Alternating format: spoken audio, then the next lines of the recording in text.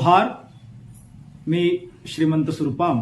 आपण पाहत आहात एस भारत न्यूज, जनसामान्याचा आवाज. बातमी आहे हिंगोली जिल्ह्यातून औंढा नागनाथ येथून. एस भारत न्यूज नेटवर्कचे संपादक श्रीमंत सुरपाम यांनी घेतलेला हा स्पेशल रिपोर्ट पाहूया.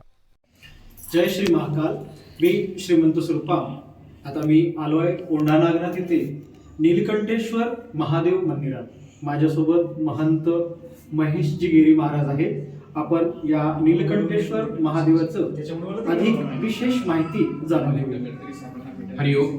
मी महंत महेश गिरी महाराज या मंदिर मठाचा मी उत्तराधिकारी आहे. आणि आतमध्ये जे शिवलिंग आहे या शिवलिंगाचं नाव आहे नीलकंठेश्वर, जागृत स्वयंभू श्री नीलकंठेश्वर. स्वयंभू म्हणजे ही जमिनीतून प्रगट झालेली आहे. आणि या पिंडीचं सर्व वर्णन अमरदायक महात्म्य म्हणून एक संस्कृत पुराण आहे, त्या पुराणामध्ये या पिंडीचा उल्लेख केला गेलेला आहे. असं मी बोटानं सांगितलं तर कळणार नाही म्हणून फोटोवरती सांगतो. आतमध्ये जी पिंड आहे ही पिंड दर महाश्वात्यात तिळभर वाढते. इकडे जराधारीकडे जी पाणी जाते त्या दिशेला. जेव्हा या पिंडीचे पाय इकडे भिंतीला स्पर्श होतील तेव्हा कलियुग समाप्त होऊन जाईल, असं या पिंडीचं महत्व आहे. आणि आपण जगातलं कुठलंही शिवलिंग बघितलं तर ते वरून तर खालीपर्यंत असं एक समान असतं. पण आतमध्ये जे शिवलिंग आहे हे तसं नाही. यांचा जो इथला मधला भाग आहे हा लिंगाचा हा बारीक होत चाललाय. कारण आपण चष्मा घातला की इथं एक वन पडतो, घडी घातली की इथं वन पडतो, अंगोठी घातली की इथं वन पडतो. तसा इथे नाग रोज वेटाळा घालून बसतो. म्हणून हा लिंगाचा मधला भाग आहे तो बारीक होत चाललेला आहे. आणि महादेवाने विष प्राशन केलं होतं समुद्र मंथनाच्या वेळेस, म्हणून त्यांचा कंठ हा काळानिळा झाला होता. यांचा जो हा मधला भाग आहे तो पूर्ण काळानिळा झालेला आहे. इकडला भाग गोरा आहे, इकडला भाग गोरा आहे, पण फक्त जो मधला भाग आहे तो काळानिळा झाला. म्हणून यांना नीलकंठेश्वर म्हणतात. आणि समुद्र मंथनाच्या वेळेस सर्व देवतांनी यांना वरदान दिलं की तुम्ही दर महाश्वत्यात तिळभर वाढसाल. म्हणून ही पिंड जागृत स्वयंभू आहे. जमिनीतून जेव्हा हे प्रगट झाले तेव्हा हे छोटे होते. आता हळूहळू हळूहळू हे इकडे पायांकडे वाढत चाललेले आहे. असं या शिवलिंगाचं महत्व आहे. आणि इथे विशेष करून नागदेवतांचं वात्सल्य आहे. नागदेवता इथे समोरून इथे हजारो भक्तांना दर्शन देत आहेत. इथे आलेल्या भावी भक्तांना ते दर्शन देतात आणि ते त्यांचं विलुप्त होतात. असं या शिवलिंगाचं एक महत्व आहे. आणि या विशेष या पिंडीचं अधिक असं एक महत्व आहे की जेव्हा महादेवाने विष प्राशन केलं होतं म्हणून त्यांचं पूर्ण शरीर तपत होतं. त्यांच्या शरीरामध्ये हीट फार वाढली होती. म्हणून मग त्यांनी जटामध्ये गंगामाताला ठेवलं होतं, ज्यामुळे त्यांच्या शरीरामध्ये शीतलता प्राप्त, एक थंडक महसूस व्हावी. म्हणून ही पिंड 24 तास ओलीच असते. हिला आता वरून आम्ही जलधारा नाही लावलेली, पण तरी पूर्ण पिंड ओलीच असते. आजूबाजूचा हा परिसर सरळ शेवाळून जातो. आजूबाजूला तलाव नाहीये, कुठली नदी नाहीये, पण तरी पूर्ण ही पिंड ओलीच असते. कारण इथे गंगामाता स्वतः विराजमान आहे आणि ती महादेवाला थंडक देत आहे. असं या शिवलिंगाचं महत्व आहे. नमः पार्वती पते हर हर महादेव. नीलकंठेश्वर भगवान की जय. नागनाथ भगवान की जय. आपण पाहत होता एस भारत न्यूज नेटवर्क अंतर्गत आदरणीय नीलकंठेश्वर महादेव मंदिराचे महंत महेशजी गिरी यांच्याकडून आपण या मंदिराची माहिती जाणून घेतली. जय श्री महाकाल. मी आहे नीलकंठेश्वर महादेव इथे. आपल्यासोबत पंडितजी आहेत. आपण त्यांचं नाव जाणून घेऊया. मी महंत हरिओम. मी महंत सुरेश गिरीजी महाराज या मंदिरांचा महंत आहे. गेल्या हजारो वर्षांची ही आमची वंश परंपरागत या ठिकाणी रूढी चालू आहे.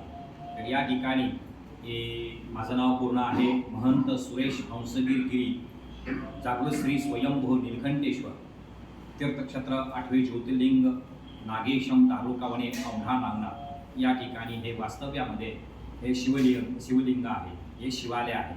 या ठिकाणी अज्ञातवासामध्ये पांडव येत होते आणि या पांडवांनी या अज्ञातवासामध्ये या ठिकाणी पांडव राहायचे आणि मोठ्या मंदिरांचं त्यांनी मंदिराची निर्मिती केलेली आहे. ती पांडवांनी म्हणजे ज्योतिर्लिंगाची जी निर्मिती आहे ती पांडवांनी केली. हे जे आता आपण मंदिर पाहत आहोत हे 12 ज्योतिर्लिंगातलं 8वं ज्योतिर्लिंग नागेशम तालुका वने औंढा नागनाथ येथील जागृत श्री स्वयंभू नीलकंठेश्वर मंदिर आहे. या मंदिरामध्ये स्वामी समर्थ अक्कलकोट महाराज यांनी लावलेले एक वृक्ष आहे. त्या वृक्षाचं नाव आहे पारस पिंपळ. पारस पिंपळांचं महत्त्व असं आहे की ज्या बायांना मुलबाळ वगैरे होत नसेल किंवा काही नसेल तर त्या बाईंनी ही झाडांची फळं खाल्ल्यानंतर मुलबाळ होते. असं या ठिकाणी ही परंपरा चालू आहे. आमची हजारो वर्षांची परंपरा आहे. बऱ्याचशा लोकांना या ठिकाणी हे फळं खाल्ल्यानंतर त्यांना मुलंबाळं झालेली आहेत म्हणून ते आमच्याकडून या ठिकाणी येऊन घेऊन जात असतात. या झाडांचं नाव आहे पारस पिंपळ. औंढा नागनाथ येथील स्वयंभू नीलकंठेश्वर महादेव मंदिर परिसरातील आपण दृश्य पाहत आहोत. हिंगोली जिल्ह्यामध्ये वसलेले औंढा नागनाथ ज्योतिर्लिंग परिसरातील संपूर्ण माहिती तिथल्या स्थानिक नागरिक संजीवनी वाघमारे यांच्या मदतीने आपण घेतली असून ही माहिती आपण आमच्या एस भारत न्यूज नेटवर्कच्या माध्यमातून पाहतात. या ठिकाणी हे जे आपण सभा मंडप पाहत आहोत म्हणजे मंदिराच्या आतमधला सभा मंडप. तर या ठिकाणी हे जे आतमध्ये इथे नागांचं महत्त्व सांगितलेलं आहे. तर या मंदिरामध्ये याला म्हणतात नागेशम दारुकावडी, म्हणजे इथे नागांचं स्थान असल्यामुळे नागांचं महत्त्व आहे.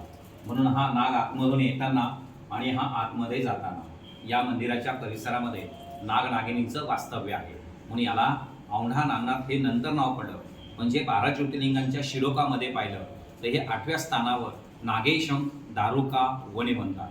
म्हणून या ठिकाणी हे ज्योतिर्लिंगाचं ठिकाण आहे आणि या ठिकाणी या ज्योतिर्लिंगाच्या ठिकाणीच जागृत श्री स्वयंभू नीलकंठेश्वर शिवपिंडीवर हे नागदेवतांचं जेव्हा जेव्हा आगमन होतो त्यावेळेस आम्ही इथे फोटो काढून घेतो.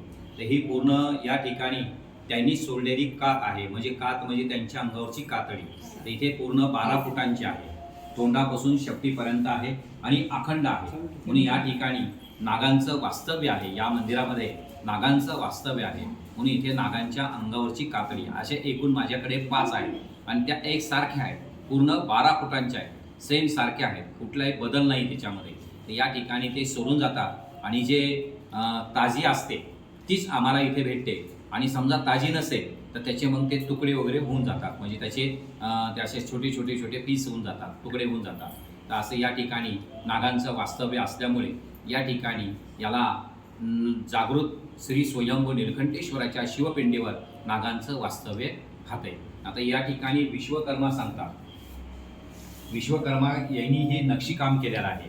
तेव्हाच्या काळामध्ये आधुनिक पद्धत होती की जेव्हा छन्नी हातोडा कुठलाही नव्हता, परंतु त्यांनी एक कलाकृती या ठिकाणी दाखवलेली आहे, शिल्पकला दाखवलेली आहे. त्या शिल्पकलेमध्ये काय सांगितलं तर तीर्थयात्रा करून घरी गेल्यावर काय करायचं तर पती पत्नी, मुलं बाळं, आई वडील, सासा सुनाने भांडण करायचं नाही.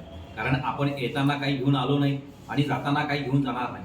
म्हणून आपल्या घरामध्ये भगवंताचं नामस्मरण करावं. नामस्मरण केल्यावर तिथे काय होईल तर तिथे सुख आणि समाधान मिळेल असं हे विश्वकर्मा सांगतात. म्हणजे या ठिकाणी हे भगवंताचं नामस्मरण करणाऱ्या एक मूर्तीमध्ये हे अनुष्ठानाच्या याच्यामध्ये शिल्पकलेमध्ये दाखवलेलं आहे. अनुष्ठानच्या याच्यामध्ये फोटोमध्ये म्हणजे एक शिल्पकला हे आहे. आता इथे 2 भाऊ आहेत, एक सद्बुद्धी आहे. म्हणून जॉईंट फॅमिली राहायला पाहिजे. आजकाल आपण या कलियुगामध्ये जॉईंट फॅमिली राहत नाहीये. आपण एकमेकाचे वैरी होतो, एका आईच्या पोटातून जन्म घेतो आणि एकमेकाची वैरी होतो आणि म्हणजे विरोधक होतो आणि किंवा मग त्यांना आपण नातेगोते कोणीही सांभाळीत नाहीये. त्यांची मानसिकता तशी नाही राहिली आता. पहिल्याने 100 एकर जमीन राहायची आणि 100 एकर जमिनीमध्ये एक 7 भाऊ, 8 भाऊ, 10 भाऊ असे ते एका ठिकाणी ते म्हणजे परिवारासोबत सगळ्यांनी मिळून राहायचं. म्हणून एका सद्बुद्धीचे लोक राहायचे. आता सद्बुद्धी नाहीये कोणाकडे. म्हणून या ठिकाणी असं सांगितलेलं आहे, असं पाहिलं तर हा भाऊ दिसतो आणि असं पाहिलं तर हा भाऊ दिसतो. म्हणून 2 भाऊ आहेत, एक सद्बुद्धी आहे. म्हणून जसं कौरव पांडवांचं युद्ध झालं तसं आजच्या या कलियुगामध्ये सख्या भावांचं युद्ध व्हायला, प्रॉपर्टीसाठी आणि धनदौलतीसाठी एकमेकाबद्दल तिरस्कार व्हायला. म्हणून या ठिकाणी विश्वकर्माने सांगितलेलं की दर्शन घेतल्याच्या नंतर कमीत कमी नातेगोते सांभाळायला पाहिजे आणि आपला परिवार एक राहायला पाहिजे असं या ठिकाणी सांगितलेलं आहे. इथे 2-3 भाऊ आहेत, 1, 2, 3, पण यांना पाय दाखवले 4, 1, 2, 3, 4. असं पाहिलं तर हा भाऊ इकडे चाललेला आहे आणि असं पाहिलं तर हा भाऊ इकडे चाललेला आहे आणि असं पाहिलं तर हा मधला भाऊ आहे. म्हणून आपल्या घरामध्ये कोणी लग्न आंधळ झालं तर या दोन्ही भावांनी या भावाला सांभाळायचं. आज याच्यावर येळ आहे, उद्या आपल्या मुलाबाळावर. जसे कर्म तसे फळ असं हे विश्वकर्मा यांच्या या कलाकृतीमधून सांगत आहे की आपण जसं वागलं तसं आपल्याला फळ प्राप्त होतो. म्हणून आपण आपला परिवार हे महत्त्वाचं आहे. म्हणून दीपावली कशासाठी असते? आपले नातेगोते जपण्यासाठी असते, म्हणून दीपावली असते. म्हणून दीपावलीमध्ये भाऊबीज कशासाठी असते? आपल्या बहिणीचं रक्षण करण्यासाठी असते, म्हणून आपलं नातेगोते सांभाळायचे असतात. म्हणून या ठिकाणी हे सर्व म्हणजे या ठिकाणी सांगितलेलं आहे. म्हणून दीपावलींच्या पुनश्च एकदा तुम्हाला माझ्याकडून खूप खूप शुभेच्छा देतो आणि तुम्हाला सुख समाधान मिळो. आणि हे जे चॅनल पाहतात त्यांना सर्वांना, जे बघतात त्यांना बी आणि जे नाही बघतात त्यांना पण माझ्याकडून खूप खूप शुभेच्छा.